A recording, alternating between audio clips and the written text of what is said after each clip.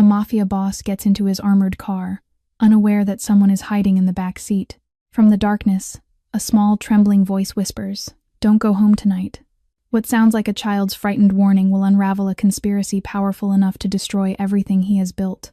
And in that freezing moment, the most dangerous man in Chicago discovers that his salvation comes from the most unlikely source, a 6-year-old girl invisible to the world. If this story touches your heart, don't forget to subscribe to our channel and tell us what city you're watching from. Let's continue. The snow fell relentlessly over Chicago's skyline as Dominic Valenti stepped out of the warehouse on South Side. At 37, Dom had built the Valenti empire from the ashes of his father's assassination into a criminal organization that controlled half the city's underground operations. His gray eyes scanned the empty parking lot with the practiced vigilance of a man who had survived 3 attempts on his life before his 30th birthday. The meeting had gone well. Too well, perhaps. Victor Moretti, the New York boss who had been his family's rival for 2 decades, had suddenly proposed a partnership, a merger of territories, peace after years of blood. "The documents will be ready for signing tomorrow morning," Marcus Reeves had assured him, his gold Rolex glinting under the fluorescent lights. His consigliere of 12 years had brokered this deal, working tirelessly for months to bring Moretti to the table. Natalie Price, his financial manager, had nodded in agreement, her red-soled Louboutins clicking against the concrete floor. "I've prepared all the transfer authorizations. By tomorrow night, the Valenti-Moretti alliance will be official." Dom had nodded, trusting the 2 people who had been by his side for years. Marcus since the dark days after his father's murder. Natalie for 8 years of impeccable service. Now, walking toward his black Escalade, Dom allowed himself a rare moment of satisfaction. His father would have been proud. The war was ending. The empire was secure. His bodyguard, Rico, opened the door. "Straight home, boss?" "Yes, it's been a long night." Dom slid into the back seat, the warmth of the heated leather a welcome relief from the December cold. Rico closed the door and moved to the driver's seat. The engine purred to life. As the vehicle pulled out of the lot, Dom loosened his tie and closed his eyes. Tomorrow would change everything. Tomorrow, he would finally have peace. Then he heard it. A whisper. Soft, trembling, coming from the darkness behind his seat. "They're going to kill you tonight, mister." Dom's hand moved faster than thought. In one fluid motion, he drew his Beretta and spun around, the barrel aimed at the source of the voice. "Rico, stop the car." The Escalade screeched to a halt. Dom's finger rested on the trigger, his heart pounding with controlled fury. Someone had breached his security. Someone had gotten into his car. Someone was going to die. But as his eyes adjusted to the shadows, what he saw made him freeze. Curled up in the space behind the back seat was a little girl, no more than 6 years old. Her black hair was matted and dirty, her clothes too thin for the brutal Chicago winter. She was trembling whether from cold or fear, he couldn't tell. But her eyes, her brown eyes met his without flinching, without begging, without tears. In those eyes, Dom saw something he recognized, the look of someone who had already survived the worst the world could offer. "The man with the gold watch," she whispered, her voice steady despite her shaking body. "And the lady with red shoes. They were laughing about how you'd be dead by midnight." Dom's gun remained steady, aimed at the child's forehead. His mind raced through possibilities. A trap, a distraction, a trick from Moretti to test his reflexes before tomorrow's signing. "Who sent you?" His voice was ice. The girl didn't flinch. "Nobody sent me. I heard them talking, the man and the woman. They meet in the room with the big windows when everyone else is gone." "What man? What woman?" "The man wears a gold watch. He touches it when he's nervous. The woman has yellow hair and red shoes. She smells like flowers. Too many flowers." Dom felt something cold crawl down his spine. Marcus's habit of touching his Rolex. Natalie's signature Chanel perfume. Details a child couldn't fabricate. "Rico," Dom said without turning. "Drive. Not home. Just drive." The Escalade began moving again, gliding through the empty streets of Chicago. Snow swirled in the headlights like tiny ghosts. Dom lowered his weapon slightly but didn't holster it. "Keep talking." The girl sat up slowly, her small body still trembling. "I live in the vents, the heating vents in the big building where you had your meeting. It's warm there. Nobody looks up. You've been living in my warehouse?" "For 3 weeks. I hear things. People forget to whisper when they think they're alone." Dom studied her face. Dirt smudged across her cheeks, lips slightly blue from cold, but those eyes remained defiant, intelligent far beyond her years. "What exactly did you hear?" "They called someone on the phone. Mr. Moretti. They laughed about how you'd sign the papers tomorrow and then you'd be dead before dinner. The money would go to them. $10 million. Dom's jaw tightened. 10 million. The exact amount of the partnership investment. Information that existed only in documents he, Marcus, and Natalie had access to. What else? The girl hesitated for the first time. They said things about you. Tell me. They said you trust too easily for a crime boss. They called you soft because you don't kill women and children. They said that's why this would be so easy. The words hit Dom like bullets. Soft. It was the same word his father had used, disappointed that his only son refused to follow certain traditions of their world. The same criticism Marcus had defended him against countless times in meetings with other captains. Marcus had defended him, or Marcus had been studying his weakness. 12 years. Dom had trusted Marcus with his life, his secrets, his empire. He had promoted Natalie based on Marcus's recommendation. He had built his inner circle on foundations that now crumbled beneath him. Rico, Dom commanded. Change of plans. Take us to the Lincoln Park location. Boss, that's the emergency safe house. Is everything just drive? Dom finally holstered his weapon. He looked at the girl, truly looked at her for the first time. Beneath the dirt and the oversized clothes clearly scavenged from garbage bins, he saw a survivor, someone who had learned to watch, to listen, to stay invisible, someone who had warned him without asking for anything in return. In his world, that was rarer than diamonds. What's your name, kid? Lily. Lily Chen. Dom nodded slowly. For reasons he couldn't explain, he believed her. Every instinct that had kept him alive for 37 years told him this child was telling the truth. And if she was telling the truth, then the two people he trusted most in the world were planning to kill him in less than 24 hours. His voice softened, just slightly. How did you end up on the streets, Lily? Lily was quiet for a long moment. Outside the window, Chicago passed by in a blur of snow and streetlights. She pulled her thin jacket tighter around her shoulders, a gesture that seemed more habit than hope. My mom's name was Mai, she finally said. Mai Chen. She worked at a restaurant downtown, the one with the Red Dragon sign on Clark Street. Dom knew the place. A small Chinese restaurant that paid protection money to his organization. He had never paid attention to the staff. She got sick last winter, coughing all the time. She said it was nothing, just a cold that wouldn't go away. Lily's voice remained steady, factual, as if she were reciting someone else's story. But it wasn't a cold. The doctor said it was something in her lungs. She couldn't afford the medicine they wanted to give her. What about your father? I don't have one. Mom never talked about him. When I asked, she would just say that some questions don't have answers worth knowing. The Escalade turned onto a quieter street. Snow continued to fall, heavier now. Mom died 6 months ago, in the hospital. I held her hand until it got cold. Lily paused, her small fingers curling into fists on her lap. After that, they put me in a foster home. The Hendersons. Something in her tone made Dom's chest tighten. What happened there? Mrs. Henderson said I ate too much. Mr. Henderson said I was too quiet, that it was creepy. They locked the refrigerator at night. When I tried to sneak food, he hit me with his belt. She said it without self-pity, without tears, just facts. I learned to be invisible. It's how I survive. Dom stared at her.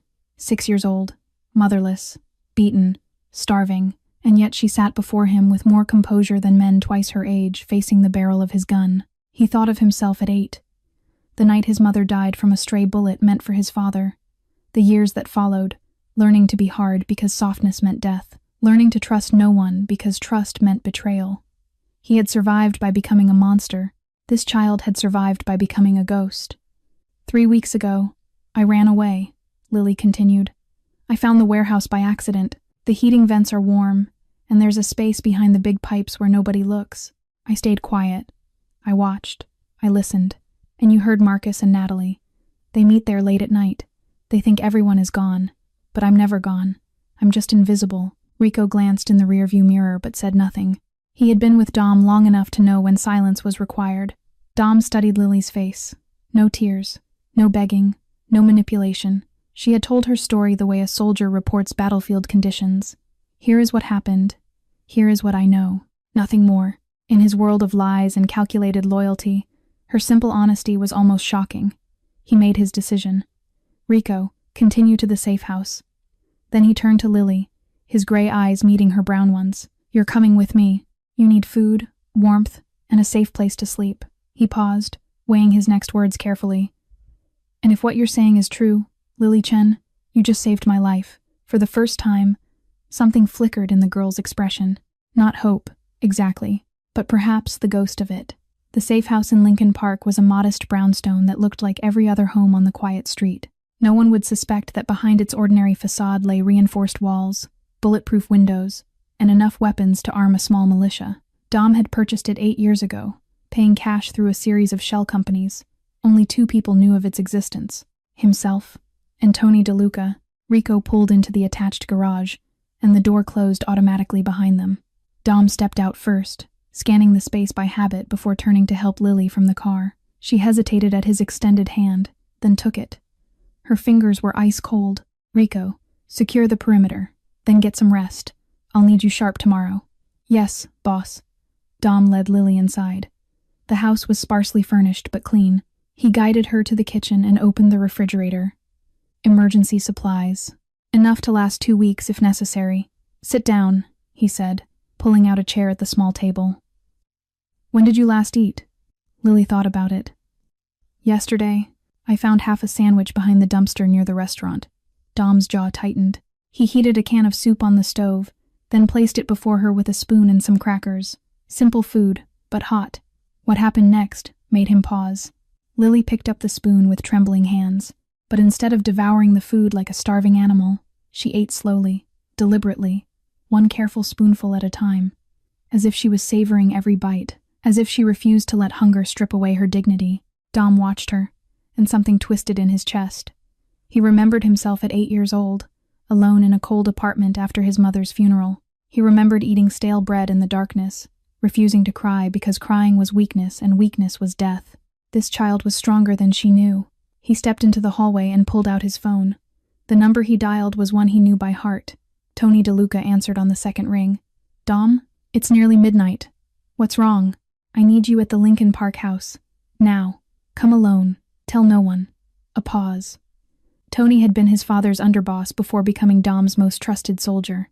At 58, he was slower than he used to be, but his loyalty had never wavered. I'm on my way. 30 minutes later, Tony sat across from Dom in the living room, his weathered face pale with disbelief. Marcus, are you certain? The girl heard him. She described his watch, his habits, things only someone close would know. She heard him on the phone with Moretti. Tony ran a hand over his face. I wish I could say I'm shocked, but lately, something's been off. Marcus has been meeting with people, making calls he doesn't explain. I thought maybe I was just getting paranoid in my old age. I need you to investigate. Quietly. Check the financial records, the transfers, anything Natalie has touched in the past year. Consider it done. Dom glanced toward the kitchen, where Lily was still eating her soup with that same careful dignity. And Tony? No one knows about the girl. No one knows I'm here. As far as the world is concerned, I went home after the meeting. Tony nodded and left without another word. Dom returned to the kitchen. Lily had finished her soup and was staring at the empty bowl. There's a bedroom upstairs, he said. Clean sheets. A lock on the door. You'll be safe. She looked up at him. Why are you helping me? Before Dom could answer, his phone buzzed. Marcus, he answered, keeping his voice neutral. Yes? Boss, where are you? We have a situation. Dom kept his voice calm, betraying nothing. What kind of situation, Marcus? Intel just came in. One of our contacts says Moretti might be planning something. Moving men into the city tonight. Could be nothing. Could be a precaution before tomorrow's signing. Marcus paused. Where are you? I sent a car to your penthouse, but the doorman said you never arrived. Dom glanced at Lily, who was watching him with those 2 old eyes. I had personal business to attend to. A woman. Marcus chuckled, the sound warm and familiar. The sound of a friend, a brother, a traitor. Say no more. Even the great Dominic Valenti needs to unwind sometimes. But boss, with this Moretti intel, maybe you should come back. Let me put some extra security around you tonight. The irony was almost elegant. Marcus creating a phantom threat so Dom would run straight into his arms. Straight into the trap. I appreciate the concern, Dom said smoothly. But I'm perfectly safe where I am. What about the signing tomorrow? Is everything still on schedule? Absolutely. Natalie has everything prepared. Put her on. A brief pause. Then Natalie's voice came through the line. Professional. Controlled. The voice of a woman who had managed his finances for 8 years, while secretly funneling millions to his enemies. Mr. Valenti, how can I help you? The transfer authorizations for tomorrow. The 10 million. Is everything in order? Everything is perfect, sir. The funds are ready to move the moment you sign. I've triple-checked every document personally. Perfect. She had used that word in the warehouse, too. Everything was perfect. The perfect betrayal. The perfect murder. The perfect theft. Excellent work, Natalie. I'll see you both at the warehouse tomorrow morning. 10 o'clock. We'll be ready, sir. Dom ended the call and stood motionless in the kitchen. The pieces were falling into place now. Tomorrow, he would sign documents that transferred $10 million. Documents that probably contained hidden clauses, buried provisions that would strip him of control. And once the money moved, once his signature was on those papers, he would become expendable.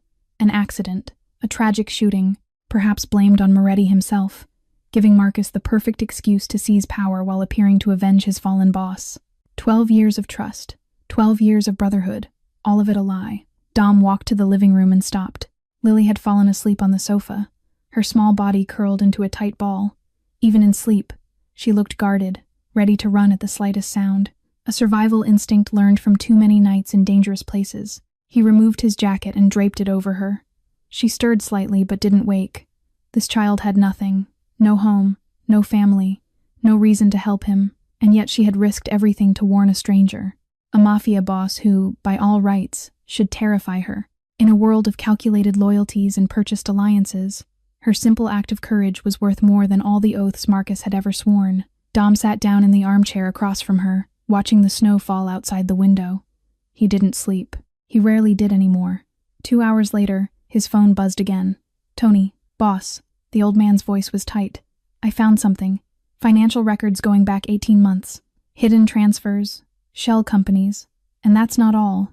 Tony took a breath. 3 of our men who died this year. The accidents. They weren't accidents. Dom's blood turned to ice. "You need to see this.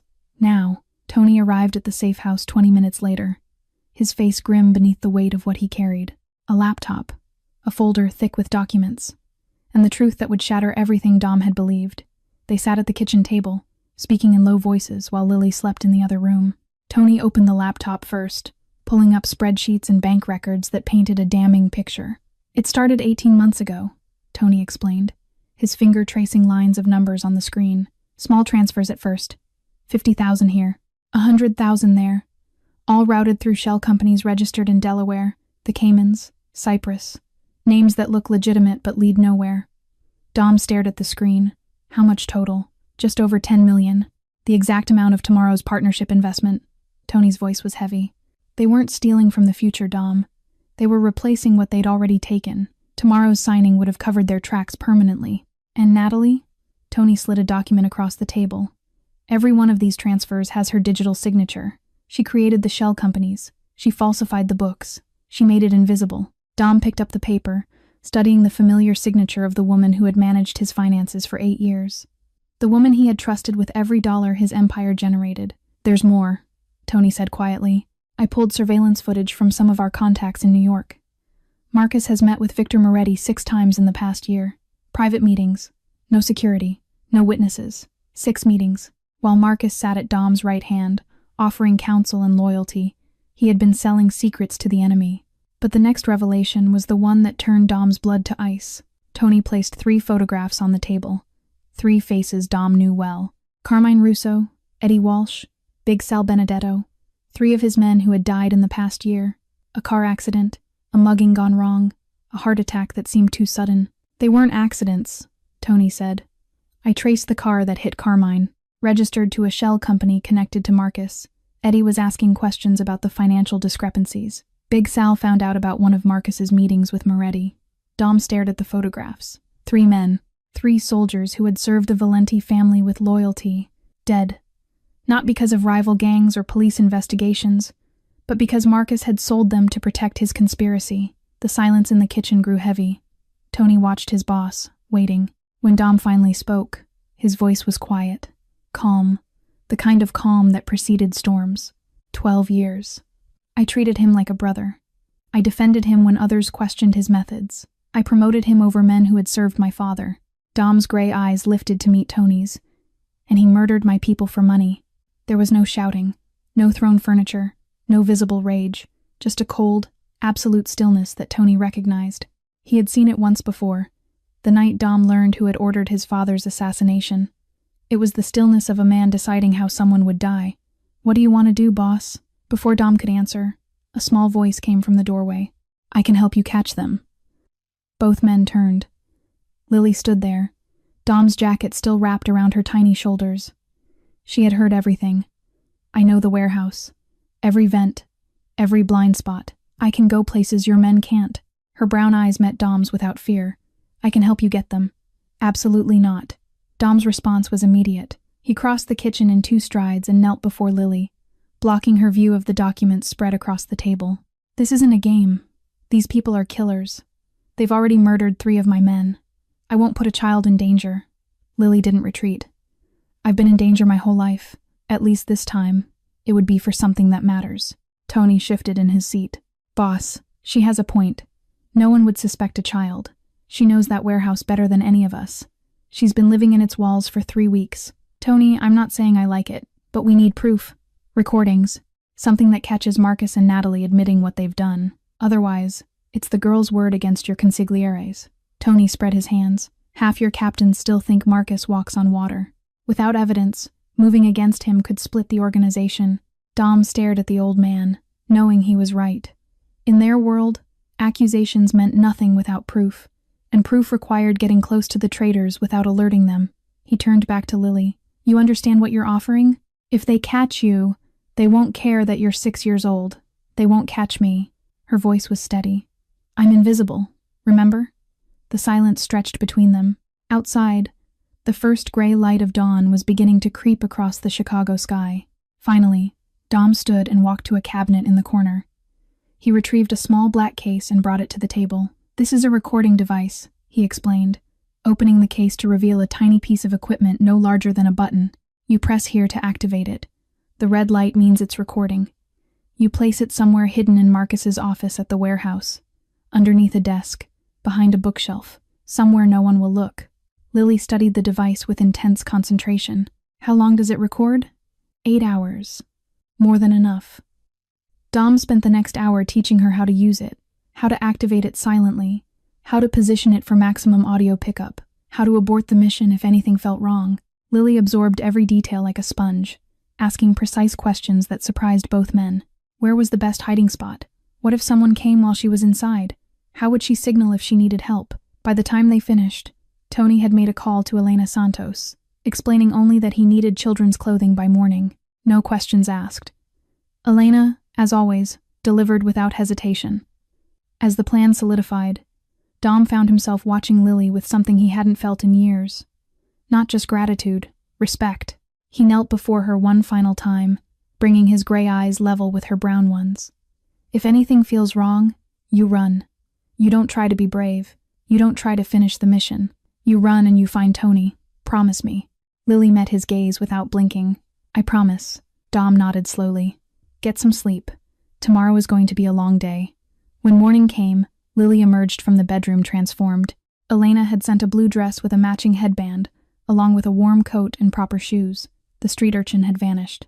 In her place stood a picture-perfect little girl who could pass for anyone's beloved granddaughter. Tony was waiting by the door. He smiled at Lily with grandfatherly warmth. "Ready, sweetheart?" Lily looked at Dom one last time, then she took Tony's hand. "Ready." The warehouse on South Side looked different in daylight, less menacing, just another industrial building among dozens in the district. But Lily knew its secrets. Every shadow, every hidden corner, every forgotten space where a small girl could disappear. Tony held her hand as they approached the main entrance. His grip was warm and steady, the grip of a grandfather taking his grandchild on an adventure. Mr. DeLuca, the guard at the door, nodded respectfully. "Didn't expect to see you this morning." "My granddaughter is visiting from out of town," Tony said with an easy smile. "Wanted to show her where her old grandpa works. That okay?" The guard glanced at Lily, who offered a shy smile. The perfect picture of innocence. "Of course, go right in." Inside, Tony led her through the main floor, nodding at workers who paid little attention to the old man and his grandchild. They reached a storage area in the back, where large ventilation grates lined the walls near the ceiling. "This is where I leave you," Tony whispered, kneeling beside her. "You remember the way?" Lily nodded. She had crawled through these vents dozens of times. She knew them better than the hallways of any home she had ever lived in. Tony boosted her up to the grate, which she removed with practiced ease. Within seconds, she had disappeared into the darkness. The metal tunnels were familiar friends. Lily moved silently, her small body navigating turns and junctions that would trap a grown man. The blue dress was already getting dirty, but that didn't matter. Only the mission mattered. She found Marcus's office by following the sound of voices. Through the grate above his desk, she could see him pacing by the window. His gold Rolex caught the light with every gesture. Natalie sat in a leather chair, her red-soled shoes crossed at the ankles. "Moretti's men will be here at 3, Marcus was saying. "The signing is at 10. We need everything in place before then." "And Dom?" Natalie's voice was tighter than usual. "What if he suspects something?" Marcus laughed. "Dom trusts me more than he trusts himself. By the time he realizes what's happening, he'll have a bullet in his brain. We'll blame it on a conflict with Moretti. A deal gone wrong. Tragic. But these things happen in our business." Lily's hands trembled as she reached into her pocket for the recording device. She pressed the button until the tiny red light glowed, then carefully lowered it through a gap in the grate. It landed silently on the top of a bookshelf, hidden behind a row of leather-bound books. "After today, we'll be running Chicago," Marcus continued, his voice filled with satisfaction. "Everything Dom built, everything his father built, all of it, ours." Natalie uncrossed her legs nervously. "I just want this to be over. The lying, the pretending, it's exhausting. A few more hours. That's all. Then we never have to pretend again." Lily began to retreat, her heart pounding against her ribs. She had done it. The device was in place. The recording was running. Now she just needed to get out. She thought of Dom, the way he had looked at her, the way he had draped his jacket over her while she slept, the first person in months who had made her feel like she mattered. She would not fail him. But as she turned a corner in the ventilation shaft, she heard something that made her blood freeze. Footsteps, heavy, deliberate, coming from the corridor below. Then a voice. "Hey, Jimmy, when's the last time anyone checked those vents?" Lily pressed herself flat against the cold metal floor of the vent. Every muscle in her body went rigid. She had survived 3 weeks in these tunnels by becoming invisible, by making herself so small, so silent, that the world forgot she existed. Now that skill would determine whether she lived or died. The footsteps grew louder. She could hear 2 men talking directly below her. "Boss wants a security sweep before the signing. Check everything. Windows, doors, vents. Vents? Come on, Jimmy. What's going to be in the vents? Just do it. Marcus is paranoid today. Something about the Moretti meeting." Lily heard the scrape of a ladder being dragged across concrete. Her heart hammered so loudly she was certain they could hear it through the metal walls. She inched backward, searching for a junction where she could hide. But the vent was straight here. Nowhere to turn, nowhere to disappear. The grate directly in front of her began to rattle. She stopped breathing. A flashlight beam cut through the darkness, sweeping across the interior of the shaft. Lily tucked herself into the smallest ball possible, pressing into a shadow where 2 panels joined. The beam passed inches from her foot. "See anything?" the voice below called. "Hold on, let me check further in." The man's face appeared at the opening. Thick features, a scar above his eyebrow, eyes squinting into the darkness. Lily didn't move, didn't breathe, became nothing. The flashlight swept again, closer this time. The edge of the beam touched her shoe. "Jimmy!" A woman's voice echoed through the corridor. Sharp, commanding, familiar. "Jimmy, where are you? I need to talk to someone about the wine delivery for tonight." "Elena." The man at the vent grunted in annoyance. "I'm in the middle of something, Mrs. Santos." "The middle of what? Staring at dust?" "Mr. Reeves promised me 3 cases of Barolo for the restaurant, and the truck driver says he has no record of the order. I need this sorted now, not after your little inspection." "Can't it wait? Do I look like a woman who waits?" Elena's heels clicked impatiently on the concrete floor. "Come, now, before I call Dominic myself and explain why his favorite restaurant won't have wine for tonight's guests." Jimmy muttered something under his breath, but the threat of Dom's name worked its magic. The flashlight clicked off. The grate slammed shut. Footsteps retreated. Lily remained frozen for 5 minutes, then 10. She counted each second in her head, the way she had learned to count during the long nights in foster care, waiting for danger to pass, waiting for safety that never came. But this time, safety was real. She crawled backward through the vent system, moving slower than before, more carefully. When she finally emerged through the grate in the storage room, Tony was waiting, his weathered face flooded with relief when he saw her. Without a word, he lifted her down and pulled her into a tight embrace. "Brave kid," he whispered against her hair. "Braver than most of my men." Lily allowed herself one moment of weakness, one moment to feel the warmth of arms that meant protection instead of pain. Then she pulled back. "The device is in place. I heard them talking. They're going to kill him at the signing." Tony's expression hardened. He reached into his pocket as his phone began to vibrate. He glanced at the screen. "It's Dom. He's on his way here." Tony met Lily's eyes. "It's time to finish this." Dominic Valenti arrived at the warehouse at precisely 10 o'clock. His black Escalade pulled into the loading bay, followed by 2 SUVs carrying his security detail. To anyone watching, it was business as usual. The boss arriving for an important meeting, confident, controlled, unsuspecting. Marcus was waiting at the entrance, his smile wide and welcoming. The smile of a brother, the smile of a traitor. "Dom!" Right on time, as always. He extended his hand, and Dom shook it without hesitation. "The Moretti delegation is already inside. Everything is ready. Excellent work, Marcus. I knew I could count on you." The words tasted like poison, but Dom delivered them flawlessly.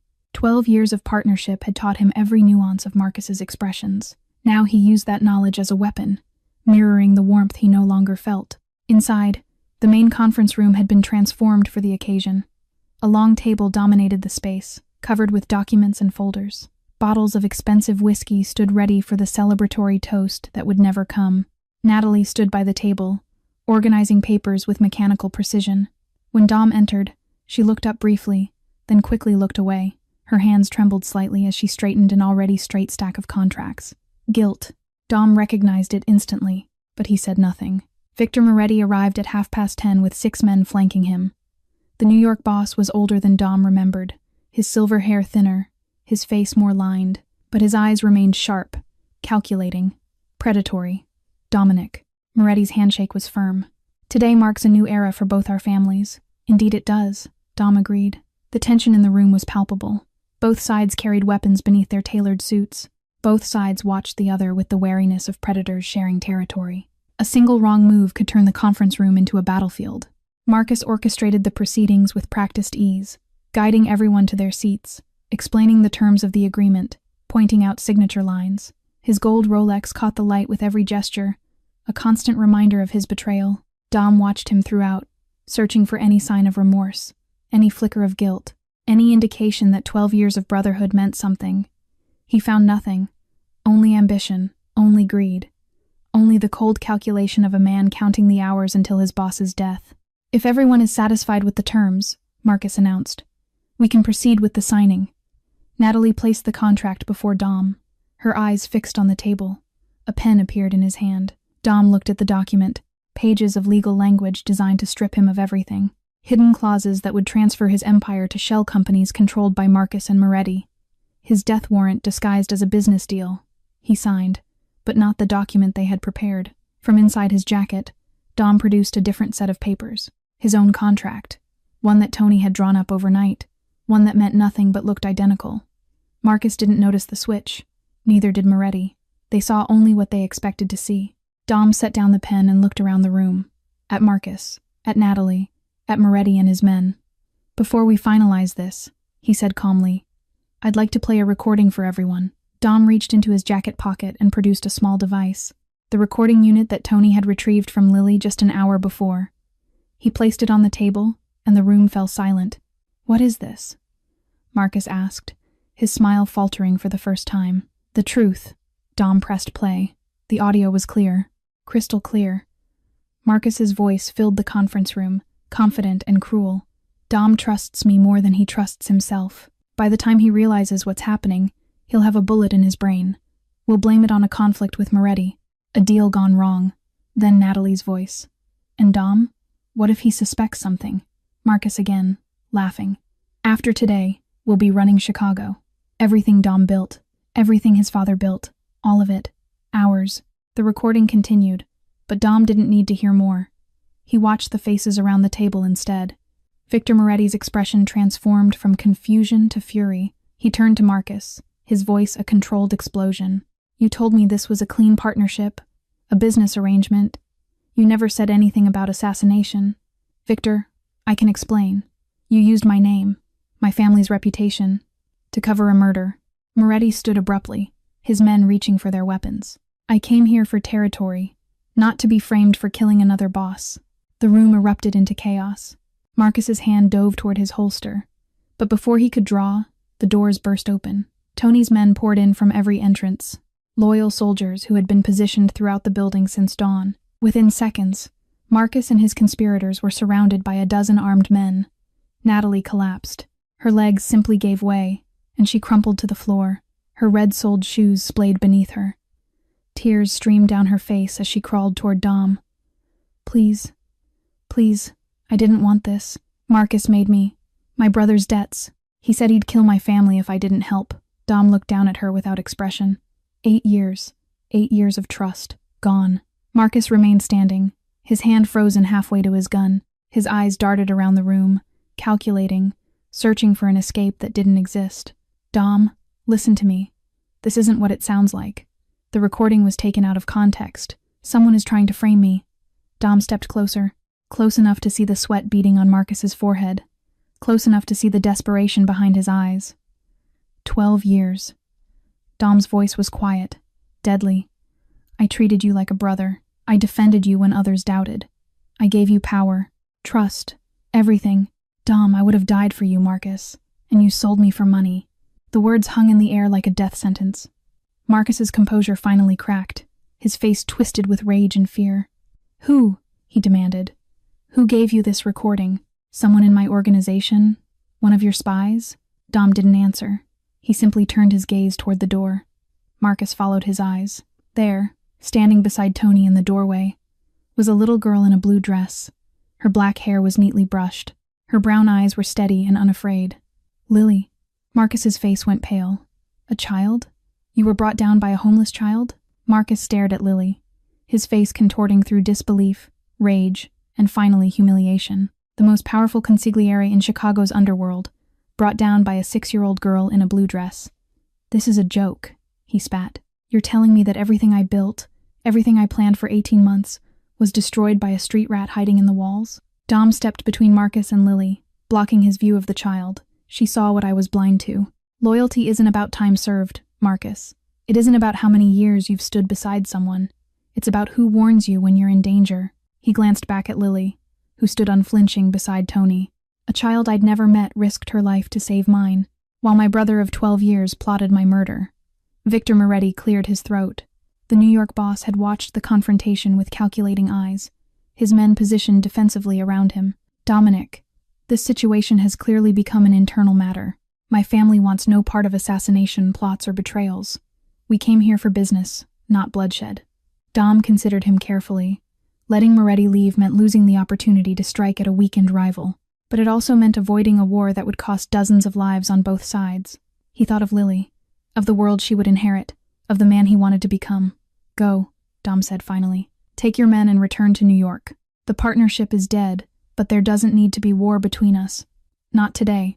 Moretti nodded curtly, something like respect flickering in his ancient eyes. You're a different kind of boss, Valenti. Your father would have had me killed the moment I walked through that door. I'm not my father. The New York delegation departed quickly, leaving Marcus and Natalie alone with Dom and his loyalists. The balance of power had shifted completely. The traitors were surrounded, defenseless, finished. Marcus tried one final gambit. His voice shifted from defiance to desperation. Dom, please, listen to me. You have to understand. 12 years I gave you. 12 years of doing your dirty work, cleaning up your messes, making you look good. And what did I get? A salary, a title. While you lived in penthouses and drove armored cars, you were paid generously. You had power. Respect. Respect? Marcus laughed bitterly. I wanted more. I deserved more.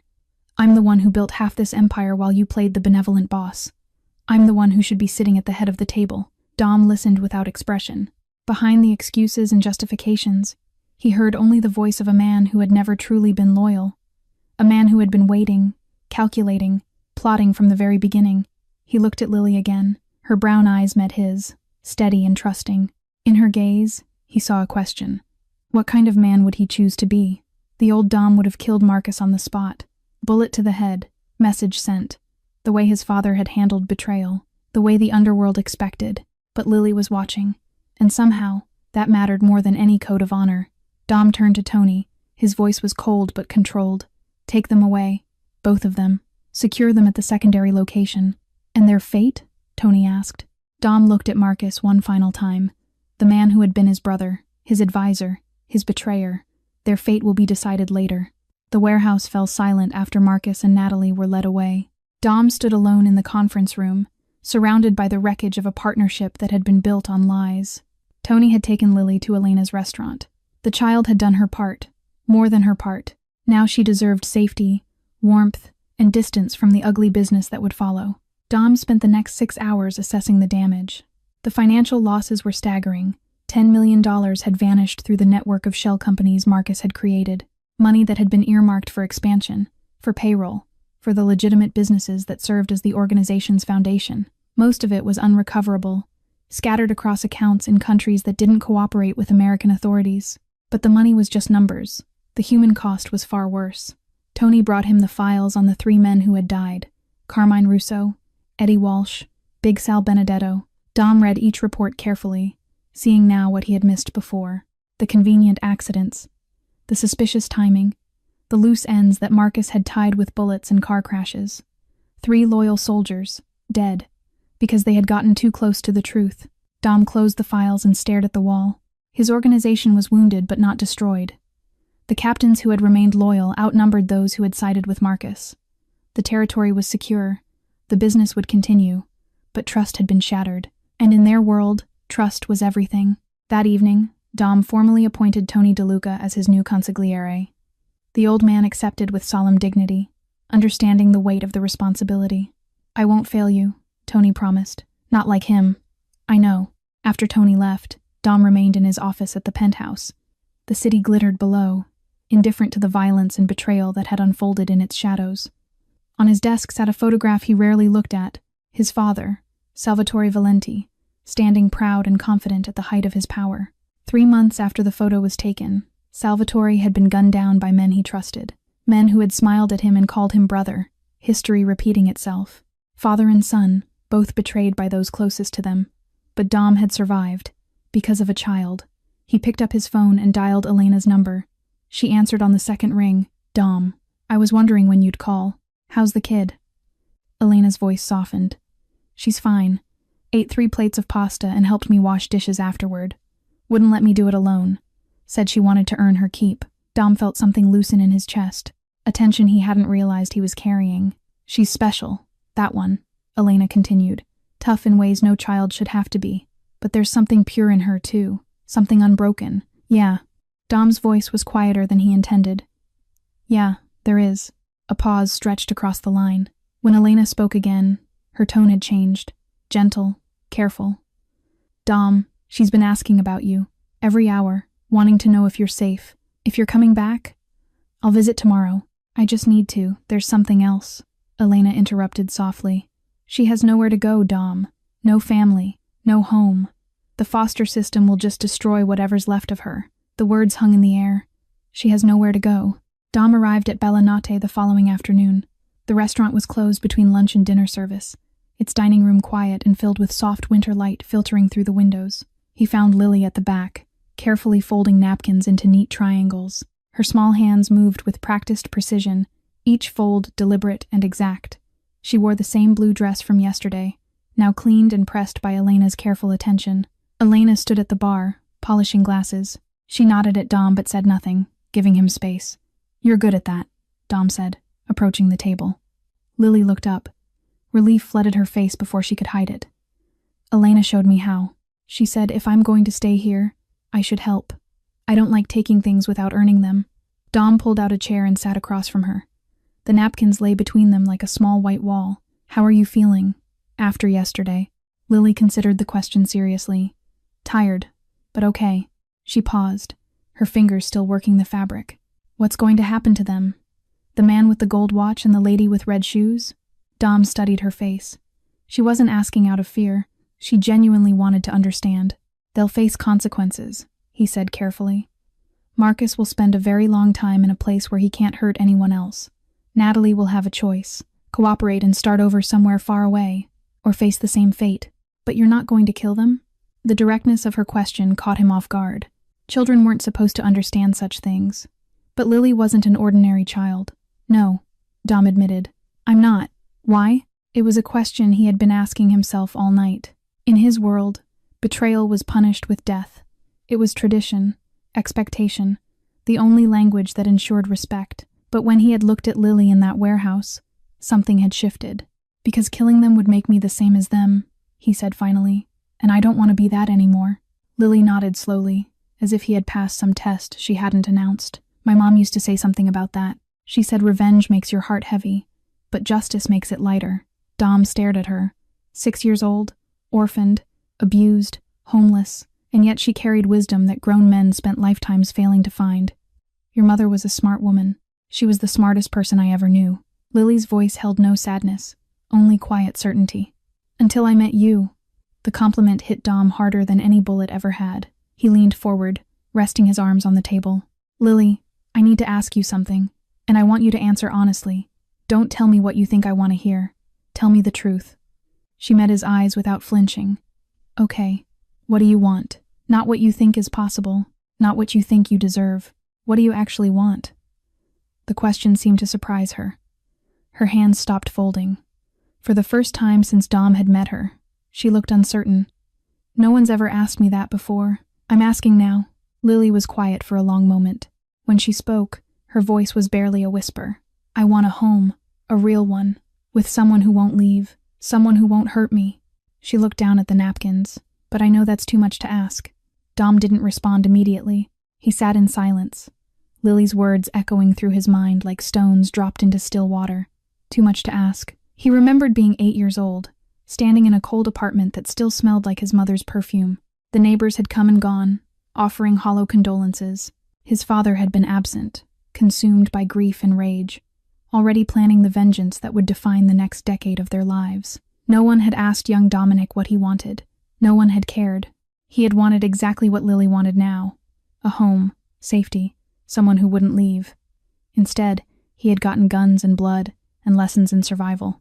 His childhood had been stolen, replaced by an education in violence that had made him the man he was today. Powerful, feared, alone.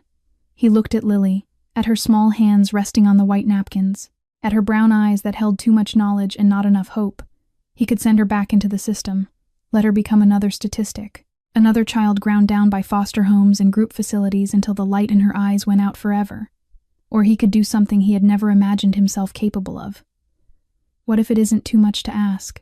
Lily's head lifted slowly. What? You want a home, someone who won't leave, someone who won't hurt you. Dom's voice was steady, but something inside him was trembling. What if I could give you that? She stared at him, not comprehending. I don't understand. I'm asking you to stay with me, Lily. Not as a guest, not temporarily, permanently. He paused, searching for the right words. I'm not perfect. I've done things I'm not proud of. But I can promise you this. You will never be hungry again. You will never be cold again. And no one will ever hurt you as long as I'm alive. From across the room, Elena made a soft sound. When Dom glanced over, he saw tears streaming down her weathered face. She pressed a hand to her heart and nodded, unable to speak. Lily remained frozen. Her eyes searched Dom's face, looking for the lie, looking for the trap, looking for the moment when the dream would shatter like all the others. She found nothing but truth. You mean it, she whispered. Not a question. A realization. I mean it. Something changed in Lily's expression. The walls she had built to survive began to crack. Not crumble, not yet, but crack, just enough to let a sliver of light through. She didn't cry. Lily Chen was not a girl who cried, but her eyes grew bright, luminous with something she had almost forgotten how to feel. Hope. Slowly, carefully, she reached across the table. Her small hand found Dom's. Her fingers, still soft despite everything she had endured, wrapped around his scarred knuckles. The most feared man in Chicago held the hand of a 6-year-old orphan, and neither of them let go. But, Lily said softly, her voice carrying a maturity that broke his heart, what about your work? Your world? Isn't it dangerous for me to be with you? Dom looked at Lily's hand in his, small, trusting, a hand that had known nothing but hardship, now reaching for something better. You're right, he admitted. My life is dangerous. The world I live in isn't safe for a child. Lily's grip tightened slightly, bracing for rejection, which is why I'm going to change it. She blinked. Change it? I've spent 20 years building an empire on fear and violence. Maybe it's time to build something different. Dom glanced at Elena, who was watching them with tears still glistening on her cheeks. We start with the restaurant. Elena's been wanting to expand for years. Open new locations, legitimate ones. No money laundering, no backroom deals, just good food and honest business. Elena stepped forward, her voice thick with emotion. Dom, are you serious? I've never been more serious about anything. He turned back to Lily. It won't happen overnight. There are people who depend on me. Obligations I can't just walk away from. But I can start shifting things. Gradually, legally. He paused. For you. Lily stared at him, as if he had just offered her the moon. The weeks that followed moved quickly. Dom enrolled Lillian Street, Catherine's Academy, a private school on the north side with excellent security and teachers who knew how to nurture wounded children. He hired bodyguards who looked like friendly uncles but could kill with their bare hands. He moved them both into a new penthouse, one with a bedroom painted lavender because Lily had once mentioned it was her mother's favorite color. Elena became a permanent fixture in their lives. She arrived every Sunday to cook dinner, teaching Lily traditional Italian recipes while sharing stories about Dom as a boy. Stories that made Lily giggle and Dom groan with embarrassment. Nonna Elena, Lily started calling her. Grandmother. The title made Elena weep with joy. Tony DeLuca embraced his role as Uncle Tony with unexpected enthusiasm. He attended Lily's school events, helped her with math homework, and spoiled her with gifts that Dom had to occasionally veto. 3 months passed. The Bella Notte expansion was underway. 2 new locations in development, completely legitimate. Dom had begun transitioning other operations, selling off the most dangerous ventures, investing in legal businesses. The process was slow and complicated, but he was committed. One evening, Dom came home to find Lily at the kitchen table, bent over her homework. Her pencil scratched against paper as she worked through multiplication problems. A glass of milk sat beside her, half finished. The lavender backpack Elena had bought her hung on the chair. Dom stood in the doorway, watching. This was what normal looked like. This was what families did. Something he had never had and never thought he wanted. Now he couldn't imagine living without it. His phone buzzed. Tony, boss, we have a problem. Dom stepped into the hallway, keeping his voice low. What is it? It's Marcus. Tony's voice was grim. He escaped 3 hours ago, killed 2 guards on the way out. And Dom, he left a message. What message? Tony hesitated. He said he's coming for the girl who destroyed everything. He's coming for Lily. Dom ended the call and stood motionless in the hallway. Marcus was free. Marcus was coming. And his target was a 6-year-old girl who had dared to tell the truth. He walked back into the kitchen, forcing his expression to remain calm. Lily looked up from her homework, pencil hovering over a math problem. Is everything okay? She asked. She had learned to read him in the months they'd spent together. She knew when something was wrong. Come sit with me on the couch, Dom said gently. We need to talk. In the living room, he explained the situation in terms a child could understand. The bad man from before had escaped. He was angry. He wanted to hurt them. But Dom would never let that happen. Lily listened without interruption. When he finished, she was quiet for a long moment. He's coming because of me, she finally said. Because I helped you catch him. He's coming because he's a coward who blames everyone but himself for his failures. Dom's voice was firm. None of this is your fault, Lily. None of it. But if you hadn't hidden in my car, I would be dead. Marcus would be running my empire, and you would still be sleeping in ventilation shafts. Dom took her small hands in his. You saved my life. You gave me a reason to become better. I will not let him touch you. Lily nodded slowly, processing his words. She was scared. He could see it in the slight tremor of her lip, the way her fingers tightened around his. But she refused to cry, refused to crumble. I'm not scared of him, she said quietly. No? I'm scared of losing you. Her brown eyes met his, filled with a vulnerability she rarely showed. You're the first person who stayed, the first person who wanted me. If something happens to you because of me. Dom pulled her into his arms. She fit perfectly against his chest, small and warm and precious beyond measure. Nothing is going to happen to me, or to you, I promise. That night, Dom tripled the security around the penthouse, armed guards at every entrance, surveillance cameras covering every angle. Tony moved into the guest room, refusing to leave Lily's side. But Dom knew that defense alone wouldn't end this. Marcus would keep coming, keep hunting, until one of them was dead. The only way to protect Lily was to end the threat permanently. He developed a plan with Tony, They would leak information suggesting that Lily was staying at Elena's restaurant while Dom attended a meeting across town. Make it seem like she was vulnerable. Alone. Marcus would take the bait. He was too consumed by rage to think clearly, too desperate for revenge to recognize a trap. 2 days later, Tony confirmed the news. Marcus had taken the bait. He was assembling his remaining loyalists. They were heading for Bellanotte. Dom checked his weapon and headed for the door. Lily stood in the hallway, watching him with those knowing eyes. "Come back," she whispered. "Promise me you'll come back." Dom knelt before her, pressing a kiss to her forehead. "I promise." Bellanotte was dark when Marcus arrived. The restaurant had been closed for the evening, its windows showing only shadows and silence. The perfect setting for revenge. Marcus moved through the back entrance with 3 men, his remaining loyalists. The last soldiers willing to follow a fallen consigliere into certain violence. "Find the girl," Marcus ordered, his voice tight with hatred. "She should be in the upstairs apartment." They spread out through the empty restaurant, checking corners, clearing rooms. The kitchen was deserted, the dining room abandoned. The stairs to the apartment loomed ahead. Marcus climbed them alone, leaving his men to secure the ground floor. His hand gripped his gun with white-knuckled intensity. 3 months of captivity, 3 months of humiliation, all because of a homeless child and a boss too weak to see the truth. Tonight, it would end. He kicked open the apartment door and found nothing. Empty rooms. Untouched furniture. No little girl cowering in fear. "Looking for someone?" Marcus spun around.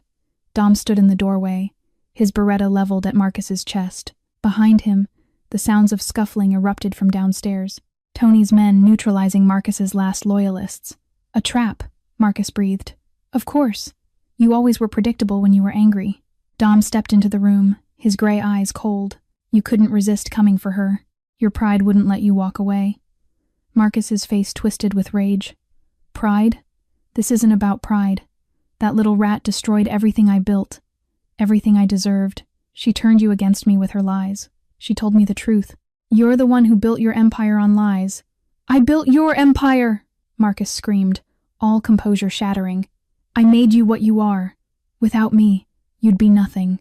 A weak, sentimental fool playing at being a boss while real men did the work." He raised his gun. Dom fired first. The bullet caught Marcus in the shoulder, spinning him backward, but Marcus squeezed his trigger as he fell. The shot went wide, grazing Dom's arm before embedding itself in the wall. Dom advanced, kicking Marcus's weapon away. The former consigliere lay on the floor, clutching his bleeding shoulder, his face contorted with pain and fury. "Finish it." Marcus spat. "That's what your father would have done. That's what a real boss does." Dom stood over him, gun aimed at his head. One squeeze of the trigger and it would be over. Justice served, the threat eliminated. But he thought of Lily, of her mother's words about revenge and justice, of the man he was trying to become. In the distance, police sirens wailed. Growing closer, Tony had made the anonymous call, as planned. "I'm not my father," Dom said quietly, "and you're not worth becoming him." He lowered his weapon as the sirens reached the restaurant. Marcus would face justice, real justice, courts and prisons and years behind bars. Dom looked down at his former brother, bleeding on the floor of an empty apartment, and felt no triumph, only sadness for the 12 years that had been nothing but a lie. "Dom!" A small voice pierced the night. Lily burst through the door, having escaped her safe house the moment she heard the gunfire stop. Tony was right behind her, too slow to catch her. She threw herself into Dom's arms, then pulled back immediately, her eyes widening. "You're hurt!" The wound on Dom's arm was superficial, a graze that required only bandages and time, but Lily insisted on caring for him as if he had survived a war. She brought him water every hour. She adjusted his pillows with meticulous attention. She read to him from her school books, her voice careful and clear, as if the words themselves could heal. Dom let her. He understood that this was how she processed fear. By nurturing, by protecting, by proving to herself that the people she loved would not disappear. Marcus was taken into police custody that night. The evidence Dom had compiled over the past 3 months was anonymously delivered to federal prosecutors the following morning. Bank records, transaction histories, testimony from former associates who had been promised immunity. The case was airtight.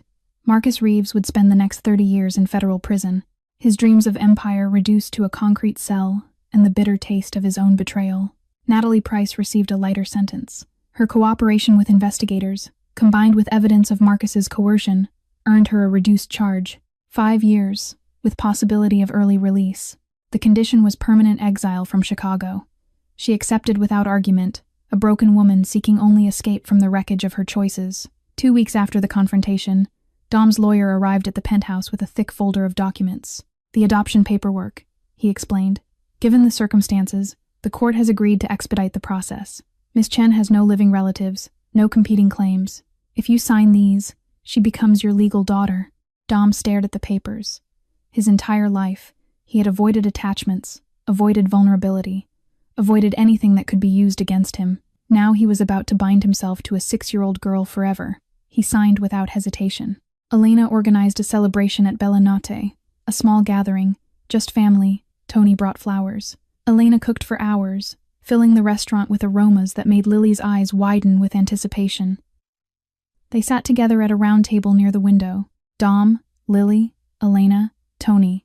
4 people who had found each other through tragedy and chosen to become something more. Lily ate with enthusiasm, her cheeks flushed with happiness. She laughed at Tony's jokes.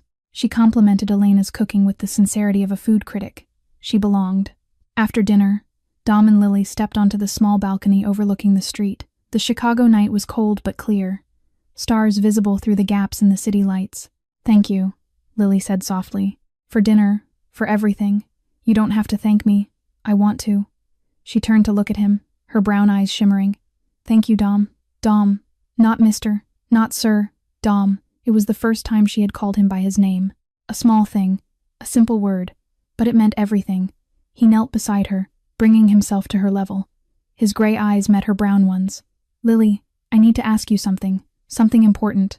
She nodded, waiting. "The adoption papers make it legal, official, but I want to know what you want." He took a breath. "Would you like me to officially adopt you? To be your father? Not just on paper, for real."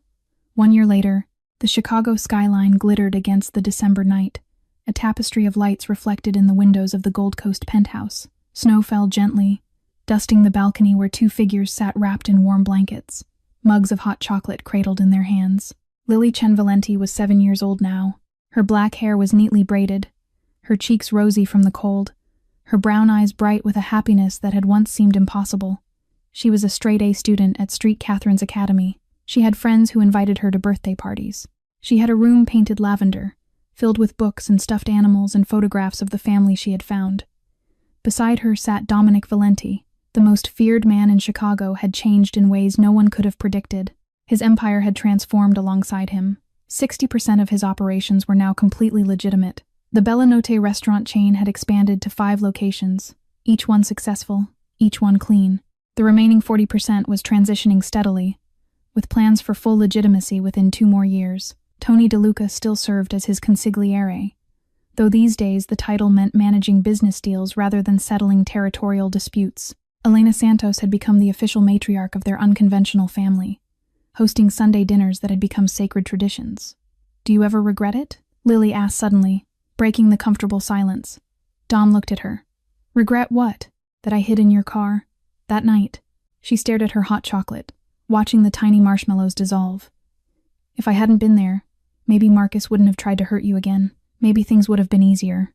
Dom was quiet for a moment, considering his response carefully. "Lily, that night was the best thing that ever happened to me." She looked up, surprised. "You saved my life," he continued, "not just from Marcus and Natalie, from myself, from becoming someone I never wanted to be." He reached over and took her small hand in his. "You gave me a reason to live differently, to build something meaningful instead of just powerful, to become a father instead of just a boss." Lily's eyes glistened in the city lights. "Marcus called me soft," Dom said with a slight smile. "He thought my unwillingness to harm women and children was a weakness. He thought my trust made me vulnerable." He squeezed her hand gently. "But that trust is exactly why I believed you. A harder man would have thrown you out of his car. A crueler man would have ignored a homeless child's warning. The thing they mocked me for is the thing that saved everything." Lily nodded slowly, understanding the weight of his words. "I used to think strength meant being feared," Dom admitted. "Now I know real strength is having the courage to love, to trust, to let someone into your heart even when the world has taught you that hearts are liabilities." They sat in silence for a while, watching the snow fall over the city that had witnessed their transformation. Finally, Lily spoke again. Her voice was small but steady. Dad? Dom's breath caught. In 1 year of adoption, through countless bedtime stories and homework sessions and Sunday dinners, she had never called him that. Always Dom. Always careful. Always protecting herself from the possibility that this dream might end. Until now. Yes, sweetheart? Lily leaned against his shoulder, her small body warm against his arm. Thank you for choosing me. Dom wrapped his arm around her, pulling her close. The city sparkled below them. The snow continued to fall, and in that moment, nothing else mattered. Thank you for saving me, he whispered. In the end, it was not the empire that defined Dominic Valenti's legacy, not the territory he controlled or the fear he commanded or the wealth he accumulated. His true legacy was the little girl who appeared in his back seat one cold Chicago night and taught him that true strength lies not in the power to destroy, but in the courage to love. What a remarkable journey we have witnessed together. This story reminds us that our greatest weaknesses can become our greatest strengths when guided by compassion and trust. It teaches us that family is not defined by blood, but by the choices we make and the love we give. In our own lives, we may encounter moments when believing in someone seems foolish, when trusting feels dangerous. But sometimes, the most unlikely connections become the most meaningful relationships. Sometimes, a single act of kindness can transform two broken souls into one complete family. How did this story touch your heart? Have you ever experienced a moment when someone unexpected changed your life? We would love to hear your thoughts and feelings in the comments below. Please share from the depths of your heart. If this story moved you, please subscribe to our channel, like this video, and share it with someone who needs to hear this message today. Join us every day for more inspiring stories that celebrate the resilience of the human spirit. We wish everyone watching good health, happiness, and peace in your daily lives. May you find your own unexpected blessings, just as Dom found Lily. Goodbye for now, and we will see you in the next video.